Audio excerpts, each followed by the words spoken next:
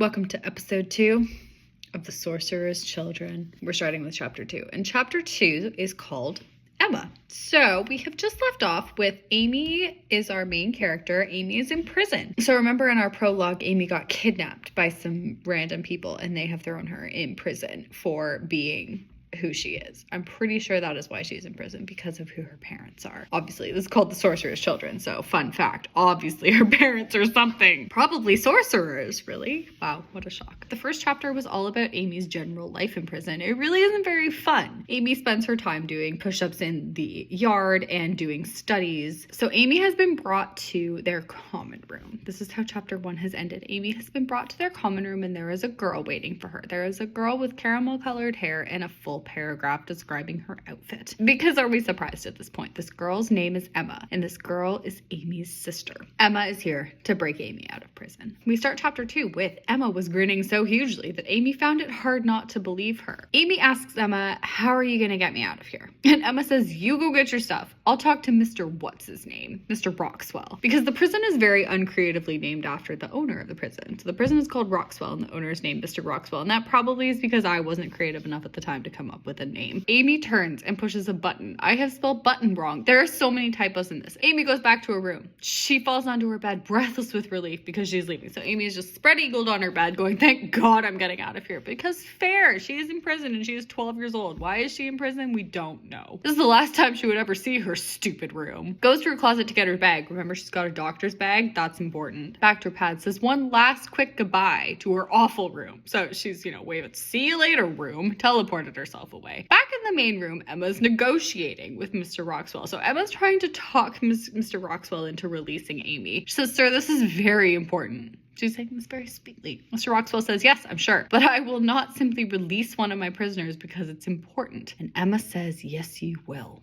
But her voice is changing. She snaps her fingers. Oh, her eyes became slightly scary. They're swirly, changing colors a mile a minute. Oh, the kind of thing you would imagine on someone who was hypnotized. But Emma wasn't hypnotized. She was the one doing the hypnotizing. So Emma has mind control powers. "Well, if that's what you need, miss." So Mr. Roxwell is completely hypnotized at this point. "I'll see to it that she gets released immediately." And Emma says, "Thank you. I'll send you a package shortly, sir." I don't know what's going to be in this package. "I'm sure this is very difficult. Would you like a moment alone with Amy?" So Emma's making this sound like he is very emotionally attached to Amy. Mr. Roxwell says, "I suppose I could say a quick goodbye to my youngest inmate." So Mr. Roxwell is suddenly very fond of Amy. So he goes over. Amy says, "Well, goodbye." Mr. Roxwell says, "Goodbye, Miss South. Hope you enjoyed your stay at Roxwell." Amy found herself staring at Mr. Roxwell, not quite believing it. He made it sound like a resort, not a prison. It's because he's hypnotized. Oh, and then he goes on to a teleportation bed. Off he goes. Emma's already at the front door of the prison, so Amy takes a deep breath and follows her. Amy had only ever seen the front of the prison when she was on garden patrol. Even those moments couldn't compare to this, so Amy is free for the first time in her life. Not for the first time in her life, because she was free as a child, remember, when she was falling in the mud, but she doesn't remember that. So for the first time in her conscious memory, Amy is free. Okay, here we go. Let's see. The grass is green. Birds are chirping. Sky was a magnificent blue with a few puffy white clouds drifting around aimlessly. And the air smelled faintly of the spices on the chicken that they had on Thanksgiving dinner and the cinnamon that a cook Amy had befriended used to let her sniff. Amy felt herself tear up. Oh, so she's sad about leaving this cook, Rosetta. One day while fiddling around with her pad. That's super dangerous, right? You're not supposed to use those teleportation pads. But Amy was a child. Amy was probably like 5 at the time, and she's just playing with this teleportation pad. They're supposed to be locked on the other end. Amy was just playing around with her pad, accidentally slipped through, teleported herself to the kitchen, which is apparently not locked. She'd been very young, terrified of the pad. So when Rosetta found her, she's terrified in a corner. Rosetta had taken her under her wing, allowed her to come into the kitchen when the coast was clear. As the years went by, Amy went less and less, for she began to comprehend the dangers that awaited her if she were found. She would miss Rosetta. Her face creased with anxiety and her eyes always sad. Poor Rosetta. Rosetta is not a happy person. But still, her face was always full of love and her arms were always open whenever Amy entered the kitchen. Closest thing Amy ever had to a mother. We never met her, but we love Rosetta. Amy is shivering in the cool morning air, although not entirely from the chill. It's from the fear and the burning excitement of starting something new. Walking away from her past, going to a new chapter of life, opening up a new storybook and looking to see what was really out in the world. Amy is shaking her head, trying to absorb the morning, and Emma's out in the street with her hand. Emma's hitchhiking, basically. out in the street, hand held out, thumb pointing up. So Emma's hitchhiking. Amy asks her what she's doing, and Emma says she's hailing a taxi. Not really how you hail a taxi, but Emma's hitchhiking, basically. Amy began to get the feeling that Emma was very to the point. Oh, I've used the wrong two! And not very careless. She wouldn't let the details slip by. She was exactly the kind of person that Amy would hate having on cell inspection duty. Amy says, a taxi? Emma says, geez, have my stories taught you nothing? A public car that can transport anybody who pays. And Amy says, wait, your stories? Gasped as she realized what that meant. Well, yeah, who else would send you things? Man alive, Amy. Who else did you think it was? Said Emma. So Emma is the person that has been sending these random parcels to Amy. I didn't know, says Amy. I don't even know you. Emma says, hang on, you don't know me? Amy says, no, should I? Emma says, no, I guess not. I mean, you were only 4. Okay, so Amy was 4 during the prologue. Wait, you mean I met you before? Yeah, of course you lived with me, Amy. Amy says, I did? Emma looks at her in horror. Let's get out of here now! Exclamation mark. The spell only lasts for 5 more minutes. Believe me, we don't want to be here when it wears off. So Emma has put Mr. Roxwell under a spell. Taxi pulls up to the curb. Emma opens the door. Amy realized too late. She's still in her prison uniform. Mom, are we ready for an outfit change? It's coming. She looked like a hobo. Amy feels like a hobo. Don't worry, there's a big outfit change coming up. South Street Apartments, please, Emma says to the taxi driver. Taxi peeled away from the curb, headed towards the world. Amy's so excited because Amy's never left this prison. Amy is 12 and she's been in this prison since she was 4. She doesn't remember anything else. So, oh, and she says that in a minute. Okay, well, do you know who you are? Says Emma. Amy stared at her for a minute. How could this girl be serious? I'm Amy South. I'm 12 years old and I've lived in Roxwell Penitentiary for my entire life. That's all there is to know. And Emma says you're wrong. Amy says, I beg your pardon? This girl had some nerve! Exclamation mark. You don't know anything about yourself. You haven't lived there for your whole life and there's so much more to know, says Emma. Amy says, you don't know anything about me. And Emma says, you don't know anything about yourself. Emma finished carelessly. We just said in a few paragraphs ago that Emma not very careless. We have just described Emma as not very careless, but Emma says this carelessly. Oh, Amy says, you wouldn't know anything about yourself if you'd gone through what I have. I live in a prison, Emma. Emma says, you don't live in a prison anymore. Yeah, it's been 10 seconds since she didn't live in a prison, but okay. I didn't mean to insult you. It's not your fault. And Amy says, why was I even there? And Emma says, do you have any clue who you really are? Ooh, who is she really? She is the sorcerer. She's the sorcerer's child. She's the sorcerer's children. Because obviously that's the title of the story. Amy says, no, please tell me. Emma says, not here. Not yet. Just a few minutes. Once we get there, I'll explain everything. I promise. And Amy says, when we get where? And Emma says, no more questions right now. Again, this is very Percy Jackson style. This is, we need to get to the safe place. Where's the safe place? It's not a camp, it's a village. But it's the same difference. Emma crossed her arms and legs. So Amy decided she was not in the mood for talking. That's reasonable. Okay, so instead she looks outside the window. Had never seen the outside world like this before because she's been in prison for her entire life. Of course she hasn't. Tall buildings dotted the horizon with a few trees scattered around. Amy remembered all these things. Okay, so I'm now trying to explain why Amy knows things in the world, even though she's been in prison for her entire life. She remembered all these things from the prison lessons and Emma's stories. Amy asks, where are we? Emma says, in New York. Oh, Amy tries to think back to her geography lessons, but comes up with nothing. Okay, thanks. Tries to sound sweet and naive. You're a little naive, Amy. Oh, she's trying to sound sweet because she thinks it would drag Emma out of her shell. But Emma stayed silent, and I said stated. The Y and the T are beside each other on the keyboard. Come on. Amy wanted to stare out the window until she saw everything she was, but she's tired. So she fell asleep. Oh, she has a dream. Oh, impact statement. First one. Amy dreamed that she was falling. Familiar dream. Okay, so this is a recurring dream that Amy has. She's tumbling down a corridor watching strange animals peer out at her. That's a little weird. At times her fall was slow. She would hear an animal laughing at her. Tried to cry out, but her voice wouldn't work, and then she hit a cold marble ground. When her vision cleared up, she sat up only to find her body lying on the ground, bleeding and dead. Holy shit. Her spirit stood up and started to cry. Collapsed onto the ground, screaming and sobbing, grabbed her dead body's hands, clawed at her face, trying to wake her up, and then everything was black and the image was gone, and all that could be heard, ... was laughter. That's Amy's recurring dream. That was not a dream that I had. I hope.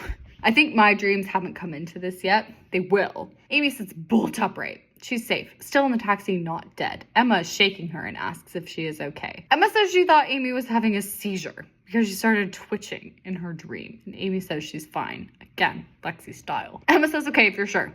We're here. They have parked in front of a large stone building with a big brass 72 on the front and the words South Street Apartments. I don't know if I've chosen that because their last name is South, but that is their last name. They get out of the taxi. Emma shoves the money in the taxi driver's hand. Emma led Amy to the front door, and for the first time, Amy realizes a brown bag, like her own, slung over the older girl's shoulder. Remember, very obsessed with bags. Amy has a brown bag. That's like a doctor's bag. I don't know what that's supposed to mean. Emma, I can't go... Okay, here we go. Ready for the next outfit? Amy says, Emma, I can't go in there looking like this. Remember, Amy's still wearing her prison outfit. So Emma snaps her fingers. This is Emma's magic. Emma's magic has already come out because she hypnotized Mr. Roxwell into letting Amy go, but she snaps her fingers. Okay, what does she change Amy's outfit into? A pair of leggings with a purple mini skirt over top, a black tank top that overlapped the top of her skirt, and a yellow shirt with shoulders slid down into her forearms, and a pair of flats. And Amy says, a little fancy, don't you think? And Emma says, it'll do.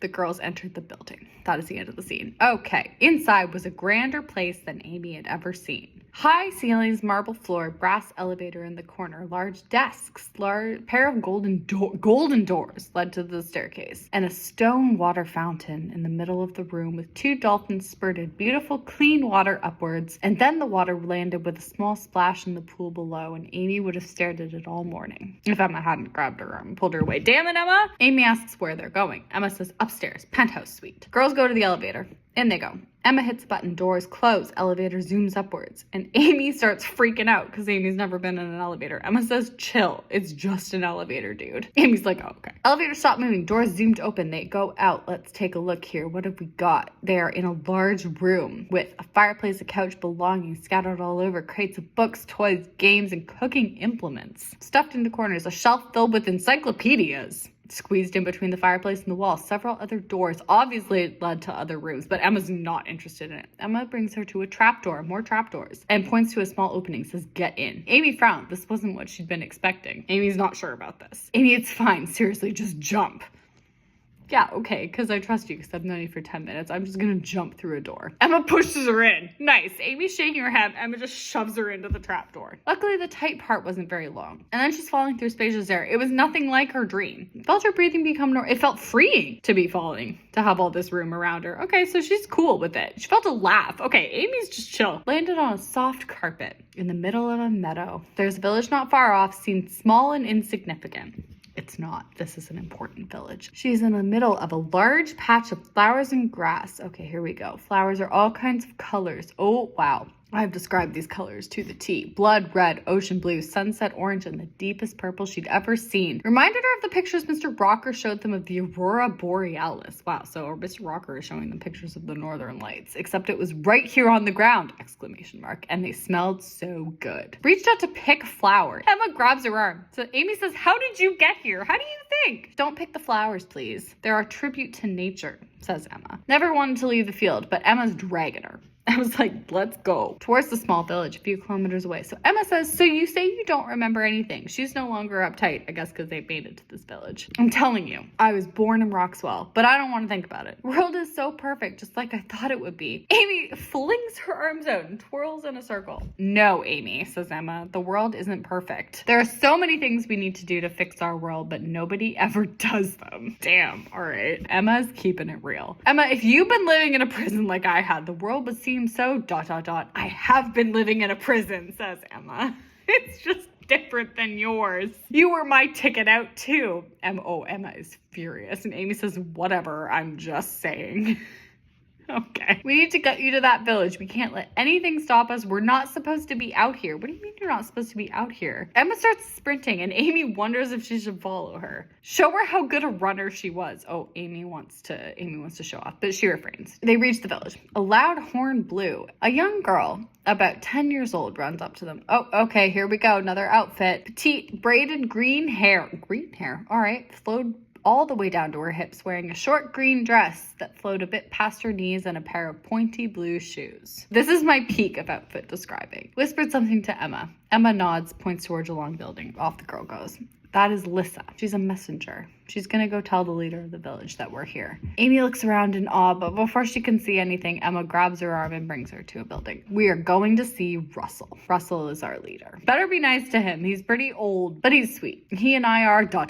Oh, Emma's upset. Emma's voice broke. Close, she says sadly. Amy nodded, not particularly caring about how close Emma was to the counselor or leader of the village. Oh, Lissa comes, rushes towards Emma. They had a silent exchange. Okay, I'm assuming that's, Lexi Rider style of looking at each other. And so they go into the building. Inside, there's an old man. He looked about 70 years old with baggy brown skin and a tired face. Wasn't smiling, but his eyes are wrinkled and kind as if he'd spent many years laughing. This is Russell. Welcome, Miss South, says Russell. And welcome back, my dear girl, he says to Emma. Russell, I brought Amy like you requested. Oh, Emma kneels. He says, rise, my dear child. Now, Amy. Wait, Amy? I thought it was Amelia. I've always gone by Amy. Amelia's too stuffy for me. Russell shrugged. Okay, whatever. Now then, Amy, I hope you'll be happy here. Where is here? We don't know yet. We offer a wide variety of training resources and raids occur every hour. We're getting to my dreams now here. Emma will take you on the tour, hopefully. Hopefully Emma will take you on the tour. We're not sure, but hopefully you'll begin to experience the magic of our community. I guess they're magic. Russell, I'm afraid I have the meeting with the head of bunk 5, says Emma. I won't be able to show Amy around. Could Lissa maybe, ... Amy cuts Emma off. Amy's over it. But why are you showing me around? Why am I here? What would I do to get sent to this place? And why was I in Roxwell? Do you know? Because I figure someone must have known. I need some answers here. Fair enough, Amy. Emma and Russell kind of look at each other. Russell says, Emma, my dear, I thought you'd told her.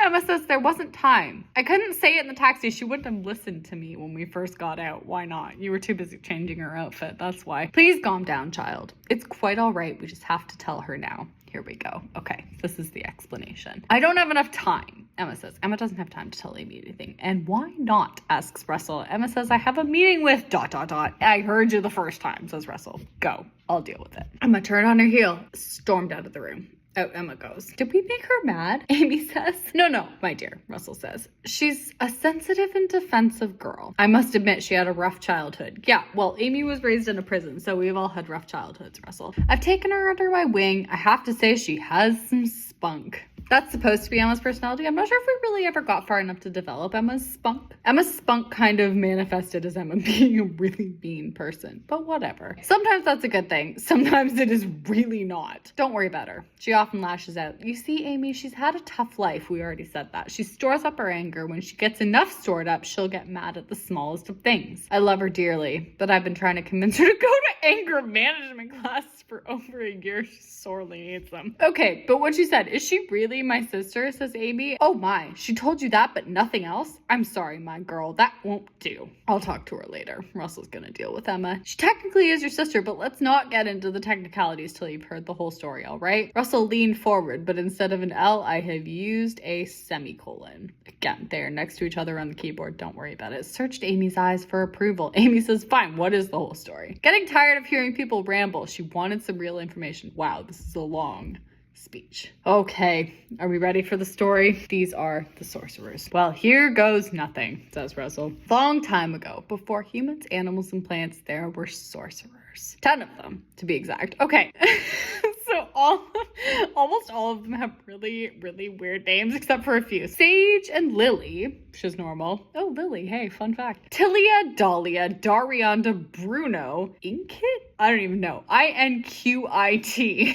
Yanu, Skodri, and Moki. Those are the sorcerers. They were each assigned to an element and another person, and there were 5 weddings. Okay, so we've got Bruno and Sage. They're all couples. So we've got Bruno and Sage, Lily and Inkit, Tilia and Yanu, Dahlia and Skodri, Darianda and Moki. The only 2 sorcerers who controlled more than one element were Sage and Bruno. So all of them have super weird names, and then there's just Sage and Bruno. Sage and Bruno controlled all the elements. Lily and Inkit had air, Tilia and Yanu had water, Dahlia and Skodri had earth, Darianda and Moki had fire. Many years they happily controlled their elements. Got along well. No big deal. Then one day a terrible thing happened when Tilly and Yanu had a baby. Oh, we don't want babies around here. Okay, baby died in infancy. That's unfortunate. Tilia and Yanu never knew what powers it would have. But all the sorcerers realized that by having babies, they were putting people in danger. I don't know why. So they went into hiding in a different part of the world. Each couple went into hiding in a different part of the world because one of them had a baby that died, but that freaked them out. So they've gone into hiding. They stayed there all through the dinosaurs and evolutions. This is super prehistoric. And they documented every bit of it. They wrote it down and they filmed it. Occasionally one would, I spelled occasionally wrong. Occasionally one would stir up a natural disaster to make things interesting. Sure. But then something happened again. Tilia and Yanu had another child. They kept it and bred it. They were the controllers of water. So when the child got older, they began to test it to see if it showed abilities. It did. So Tilia and Yanu had a child, and it has these magic abilities. It can manipulate water and talk to sea animals. All of the sorcerers had to have kids. And before you know it, the kids were coming from all directions. This is now where we're getting to the Percy Jackson kind of thing, right? All these sorcerers, they're like the gods, right? And they're having kids. Kept them as secret as they could. Why? Soon some escaped. Escaped from where? Escaped from the sorcerers. Okay. Sorcerers had cast enchantments on the kids so they wouldn't have babies. That's weird. Eventually things started to look fishy because kids are appearing without any parents.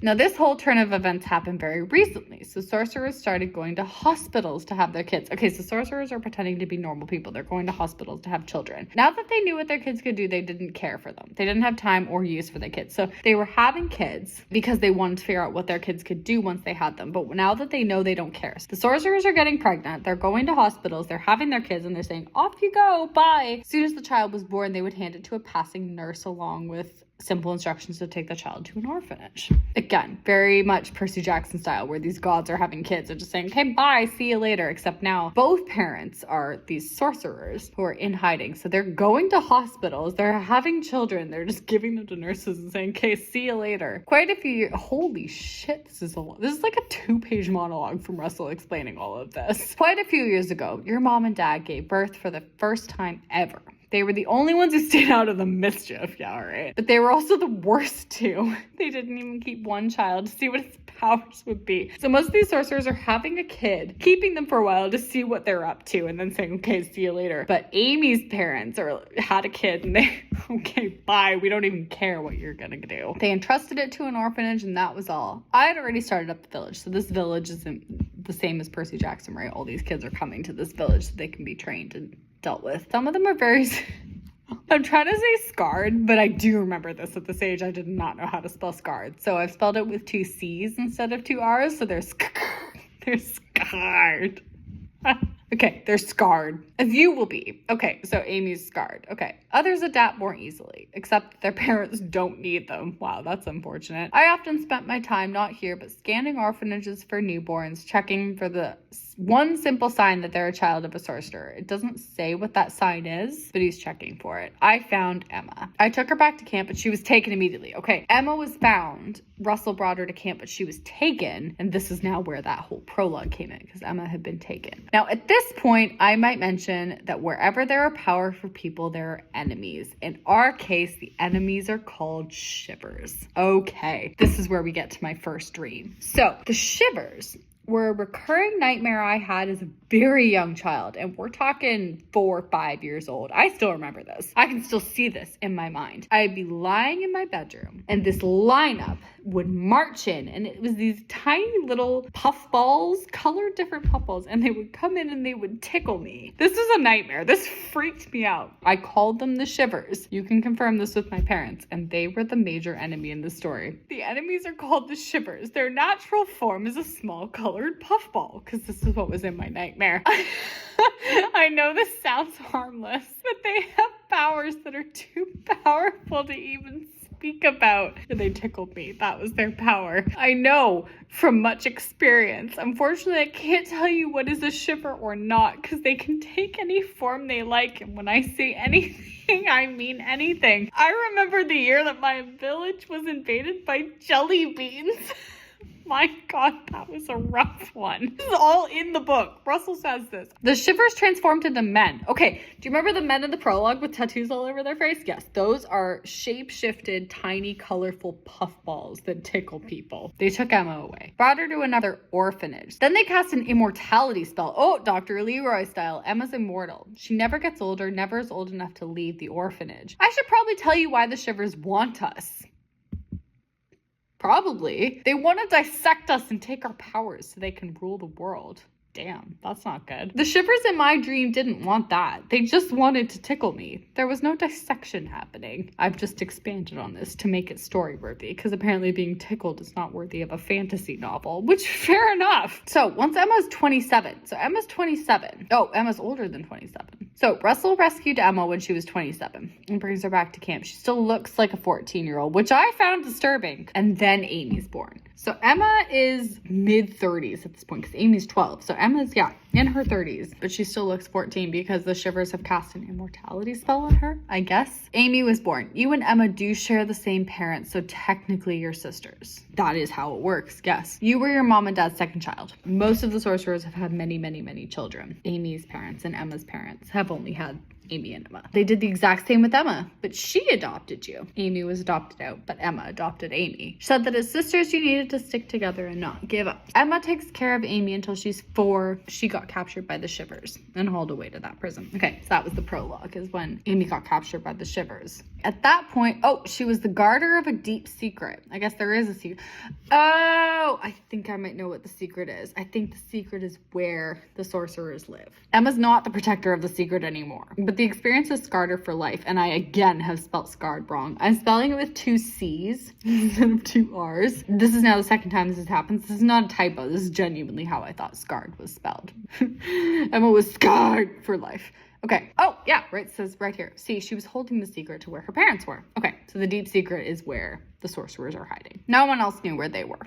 Emma did. She was tortured. Oh God, Emma was tortured until she almost died. That's unfortunate. Russell rescued her. Emma still hadn't told the shivers where they were. Emma is brave as shit. Oh, but she told Russell. Only because I wanted her to be a happy child. She's 30. Not bearing the awful weight of being the only one that knew. Emma is rattled, but not scarred with 2 C's. So we're improving. Russell brings her back to camp. Keeps her here for 8 years while I tried to rescue you. So Russell's been trying to rescue Amy for 8 years. None of my attempts work. Sadly, until this year, when Emma finally gave in and learned her spells. Emma's been resisting doing anything. I don't know why. Couldn't do anything until Emma learned her spells 8 years later. I knew you wouldn't come with some old codger like me, but you would go with a girl about your age who claimed to be your sister. Emma learned her spells, went to rescue you. That is pretty much the story. Any other questions? Now that we've had 2 pages of exposition, do you have any questions, Amy? And Amy says, who are my real parents? Russell's freaked out by that. He says, Sage and Bruno. The most powerful of them all. I have forgotten one of the L's on all. That is why you are so wanted by the prison. There are only 2 children of Sage and Bruno, you and Emma, dying to get some samples of you and control the world. Oh, muscle in Russell's face is twitching. So Russell's eyes are twitching at this point. Then Amy says, so I have to learn to harness my powers and beat the shivers? Russell says, you won't be beating any shivers for a long time, my dear. Please make yourself at home. I have to run off. Make a quick delivery to your mom and dad. Amy's like, let me take it. I want to meet them.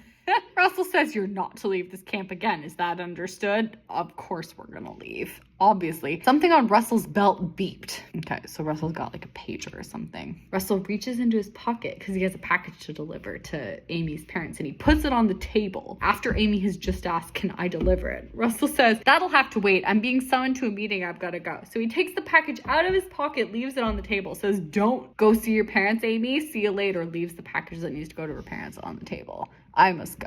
Tell Emma I won't be back for a few weeks and do not leave this camp. Understood? Setup. That is some quality setup right there. Amy says, understood. Then he held out both his arms and disappeared as if he'd turned to dust and been blown away by the cinnamon breeze. Wow, what a description. Amy waited for a few minutes, then takes the package. Obviously she does. Shoves it into her brown bag. Crusty doctor's bag she's got. Needed to take it to her parents, have a talk with them. Okay. That is the end of chapter 2, and that is the end of episode 2. Amy has made it to the camp. Amy is the child of Sage and Bruno, the only 2 sorcerers with semi-realistic names, because the rest of them have names like Scodry and Moki, but I couldn't come up with any more, fantastical names, so I just went with Sage and Bruno. And Emma is scarred for life, but scarred is with 2 C's, so Emma is scarred for life.